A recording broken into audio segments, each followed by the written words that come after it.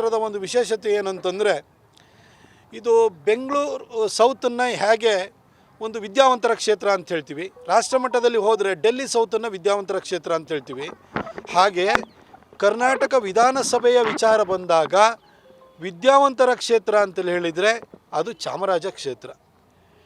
ಇಲ್ಲಿ ವಿದ್ಯಾವಂತರು, ಪ್ರಜ್ಞಾವಂತರು, ವಿಚಾರವಂತರು ಇರುವಂಥವರು, ಸದಾ ಸಮಾಜದ ಬಗ್ಗೆ ಯೋಚನೆಯನ್ನು ಮಾಡುವಂಥವ್ರು. ಇಲ್ಲಿ ಆರ್ ಕೆ ಲಕ್ಷ್ಮಣ್ ಅಂತವರು ಕೂಡ ಇಲ್ಲಿ ಬಾಳಿ ಬದುಕಿದಂತಹ ಜಾಗ ಇದು.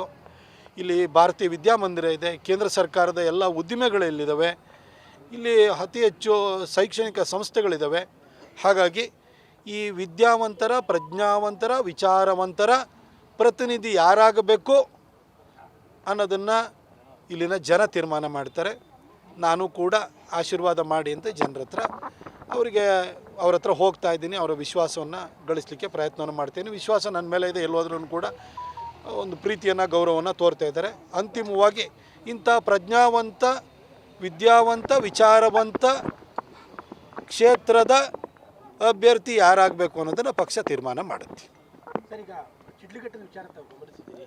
ಅಂದರೆ ಅಲ್ಲಿಯ ಪೌರಾಯುಕ್ತರಿಗೆ ಕಾಂಗ್ರೆಸ್ನ ನಾಯಕ ಆವಾಜ್ ಹಾಕಿರುವಂಥದ್ದು, ಅಂದರೆ ರಾಜ್ಯದಲ್ಲಿ ಏನು ನಡೀತಾ ಇದೆ ನೋಡಿ. ನಮ್ಮ ಮೈಸೂರಿನಲ್ಲೇ ಮಾನ್ಯ ಮುಖ್ಯಮಂತ್ರಿ ಸಿದ್ದರಾಮಯ್ಯನವರ ಸಮ್ಮುಖದಲ್ಲೇ ಅವರ ಮೊದಲನೇ ಟರ್ಮಲ್ಲಿ ಒಬ್ಬ ಎಫಿಷಿಯಂಟ್ IAS ಆಫೀಸರ್ ಆಗಿದ್ದಂಥ ಶಿಖಾ ಅವರನ್ನು ಸಿದ್ದರಾಮಯ್ಯನವರ ಶಿಷ್ಯ ಮರಿಗೌಡ ಅವಾಚ್ಯ ಶಬ್ದಗಳಿಂದ ನಿಲ್ಲಿಸಿದ್ದು, ಆತನ ಅರೆಸ್ಟ್ ಆಗದಂಗೆ ನೋಡ್ಕೊಂಡಿದ್ದು ನಮ್ಮ ಕಣ್ಣೆದುರುಗಡೆ ಇದೆ. ಅಲ್ಲಿ ರೀಜನಲ್ ಕಮಿಷನರ್ ಆಗಿದ್ದಂಥ IAS ಅಧಿಕಾರಿ ರಶ್ಮಿ ಮಹೇಶ್ ಅವ್ರ ಮೇಲೆ ಆಕ್ರಮಣ ಮಾಡಿದ್ದನ್ನು ನಾವು ನೋಡಿದ್ದೀವಿ. ಈಗ ಶಿಡ್ಲಘಟ್ಟದಲ್ಲಿ ಪೌರ ಆಯುಕ್ತೆ ಬಗ್ಗೆ ಆಕೆಯ ಮೇಲೆ ಕಾಂಗ್ರೆಸ್ಸಿನ ಒಬ್ಬ ಪುಡಾರಿ ಈ ಥರ ಅವಾಚ್ಯ ಶಬ್ದಗಳಿಂದ ಒಂದು ಪೋಸ್ಟನ್ನು ತೆಗೆಸಿರೋದಕ್ಕೋಸ್ಕರವಾಗಿ ನಿಲ್ಲಿಸಿರುವಂಥದ್ದನ್ನು ನಾವು ನೋಡ್ತಾ ಇದ್ದೀವಿ. ಮಾನ್ಯ ಮುಖ್ಯಮಂತ್ರಿ ಸಿದ್ದರಾಮಯ್ಯನವರು ಹೇಳಿ ಕೇಳಿ ಕಾನೂನು ಪದವೀಧರ. 1981ರ Karnataka open place prevention of disfigurement act ಅಂತ ಇದೆಯಲ್ಲ, ನಾವು ಸಾರ್ವಜನಿಕ ಕ್ಷೇತ್ರಗಳನ್ನು, ಅಲ್ಲಿ ಸ್ಥಳಗಳನ್ನು ವಿರೂಪಗೊಳಿಸುವುದರ ವಿರುದ್ಧವಾಗಿ ತಂದಿರುವಂಥ ಕಾಯ್ದೆ. ಅದರ ಪ್ರಕಾರವಾಗಿ ನೀವು ಕಾರ್ಪೊರೇಷನ್ ಇರ್ಬೋದು ಅಥವಾ ಅಲ್ಲಿರುವಂಥ ಟೌನ್ ಪಂಚಾಯತ್ ಇರ್ಬೋದು, ಎಲ್ಲೋ ಸ್ಥಳೀಯ ಸಂಸ್ಥೆಗಳ ಪರ್ಮಿಷನ್ ಇಲ್ಲದೆ ಫ್ಲೆಕ್ಸ್ ಹಾಕೋಕ್ಕಾಗಲ್ಲ. ಆದರೂ ಕೂಡ ಫ್ಲೆಕ್ಸ್ಗಳ ಹಾವಳಿ ಕಾಣಿಸ್ತಾ ಇದೆ. ಅದನ್ನು ತೆಗೆಸಿದ ಕೂಡಲೇ, ಅಲ್ಲಿ ಆಕ್ಸಿಡೆಂಟ್ ಆಯಿತು ಅನ್ನೋ ಕಾರಣಕ್ಕೆ ಪೌರ ಆಯುಕ್ತೆ ಅದನ್ನು ತೆಗೆಸಿದ ಕೂಡಲೇ ಆಕೆನೇ ನಿಮ್ಮ ಪಕ್ಷದ ಒಬ್ಬ ಕಾರ್ಡ್ ಹೋಲ್ಡ್ರು ಅದನ್ನು ನಿಂದಿಸ್ತಾನೆ ಅಂತಂದರೆ ನೀವು ಏನು ಮಾಡ್ತಾಯಿದ್ದೀರಿ ಸರ್? ಯಾರಿಗೆ ನೀವು ಚಿತಾವಣೆ ಕೊಡ್ತಾಯಿದ್ದೀರಿ? ಯಾರನ್ನು ಸಾಕಿ ಸಲುತ್ತಾ ಇದ್ದೀರಿ? ನಿಮ್ಮ ಕಾಲದಲ್ಲಿ ಯಾರಿಗೆ ಇವತ್ತು ಉತ್ತೇಜನ ಸಿಗ್ತಾ ಇದೆ? ಒಂದು ಕಡೆ ಕೋಮು ದಳ್ಳೂರಿಯನ್ನು ಸೃಷ್ಟಿ ಮಾಡುವಂಥವ್ರನ್ನ ನೀವು ಪ್ರೋತ್ಸಾಹ ಕೊಡ್ತಾಯಿದ್ದೀರಿ, ಇನ್ನೊಂದು ಕಡೆ ಅಧಿಕಾರಿಗಳಿಗೂ ಕೂಡ ಗೌರವ ಇಲ್ಲದ ರೀತಿಯಲ್ಲಿ ವಾತಾವರಣನ ಸೃಷ್ಟಿ ಮಾಡ್ತಾಯಿದ್ದೀರಿ.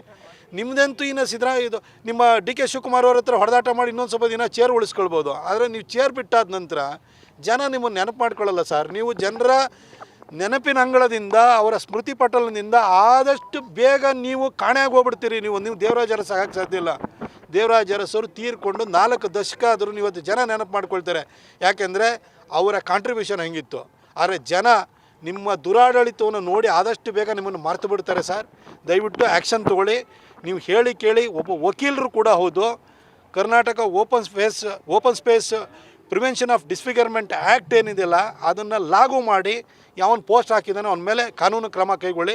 ನಮ್ಮ ಮೈಸೂರಿನಲ್ಲೂ ಕೂಡ ಎಲ್ಲ ಕಡೆನೂ ಕೂಡ ಅದು ಪ್ರತಾಪ್ ಸಿಂಹನ ಫೋಟೋನೇ ಹಾಕಿರಲಿ, ನೀವು ದಯವಿಟ್ಟು ಕ್ರಮ ಕೈಗೊಳ್ಳಿ. ಹಿಂದೆ ಈ ಕಳೆದ 4-5 ವರ್ಷಗಳಲ್ಲಿ ಮೈಸೂರಿನಲ್ಲಿ ಅದ್ರ ಹಿಂದೆ ಫ್ಲೆಕ್ಸ್ಗಳ ಹಾವಳಿ ಇರಲಿಲ್ಲ. ಕಾರ್ಪೊರೇಷನ್ನು ಸ್ಟ್ರಿಕ್ಟಾಗಿ ಆ್ಯಕ್ಷನ್ ತೊಗೊಳ್ಳೋರು. ಈಗ ಹಾದ ಬೀದಿನಲ್ಲಿ ಫ್ಲೆಕ್ಸ್ ಆಗಿದೆ. ಯಾರಿಗೂ ಹಾಕಕ್ಕೆ ಬಿಡಬೇಡಿ. ಅದು BJP ಇರಲಿ, ಕಾಂಗ್ರೆಸ್ ಇರಲಿ, JDS ಇರಲಿ, ಯಾರಿಗೂ ಹಾಕಕ್ಕೆ ಬಿಡಬೇಡಿ. ಈ ಒಂದು ಊರಿನ ಅಂದವನ್ನು ಹಾಳು ಮಾಡುವಂತಹ ಇಂತಹ ಒಂದು ಬೆಳವಣಿಗೆಗಳಿಗೆ ಅವಕಾಶ ಮಾಡಿಕೊಡ್ಬೇಡಿ. ಅದಕ್ಕಿಂತ ಮೊದಲು ಕರ್ನಾಟಕದಲ್ಲಿರುವಂತಹ ಅಧಿಕಾರಿ ವರ್ಗಕ್ಕೆ ಒಂದು ವಿಶ್ವಾಸ ಬರಬೇಕು ಅಂತ ಹೇಳಿದ್ರೆ ನಿಮ್ಮ ಪಕ್ಷದ ಪುಡಾರಿ ಇದನ್ನಲ್ಲ, ಅವನು ಒದ್ದು ಒಳಗಾಕಿ. ಸಚಿವರ ಮಗನ ಫ್ಲೆಕ್ಸ್ ತರಿಸಲಿಕ್ಕೆ ಹೆಚ್ಚಿನ ವಿಡಿಯೋಗಳಿಗೆ ಪ್ರತಿಧ್ವನಿ ಯೂಟ್ಯೂಬ್ ಚಾನೆಲ್ ಸಬ್ಸ್ಕ್ರೈಬ್ ಮಾಡಿ, ಬೆಲ್ ಐಕಾನ್ ಕ್ಲಿಕ್ ಮಾಡಿ.